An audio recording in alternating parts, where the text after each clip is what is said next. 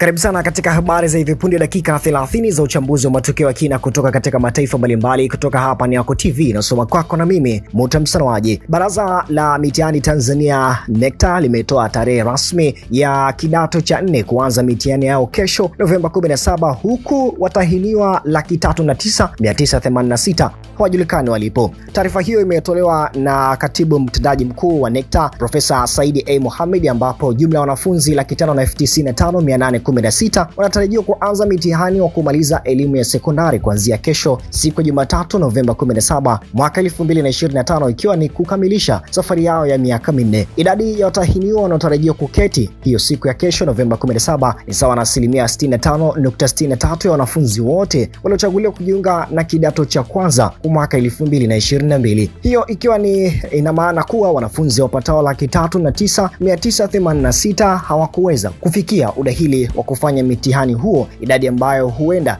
ikaongezeka kwani wengine huenda wasifanye mtihani huo. Taarifa iliyotolewa na katibu mtendaji wa Baraza la Mitihani Tanzania NECTA Profesa Saidi Mohamed leo Jumapili Novemba 16 mwaka 2025 inaeleza kwamba idadi ya watahiniwa wa mwaka huu ni ongezeko la 7.67 ikilinganishwa na mwaka 2024. Watahiniwa hao wanatoka katika jumla ya shule za sekondari 5868 na vituo vya watahiniwa wa kujitegemea ni 813. Kati yao ni 569,914 ni watahiniwa wa shule na 25,902 ni watahiniwa wa kujitegemea. Kati ya watahiniwa wa shule 569,914 waliosajiliwa kwa mwaka 2025, wavulana ni 266,028 ambayo ni sawa na 46.68, na wasichana idadi yao ni 303,886 ambayo ni sawa na 53.32. Lakini mwisho watahiniwa ambao hawajulikani walipo, idadi yao imeweza kutajwa ni kwamba ni 309,986. Kila laheri kwa kidato cha 4 ambao watakwenda kuketi katika siku ya kesho kwenda kukamilisha safari yao ya miaka 4 katika elimu yao ya sekondari. Asante kwa kusikiliza habari za hivi punde kutoka hapa Niyako TV, ilikuwa ikisomwa na mimi Mutamsanawaji.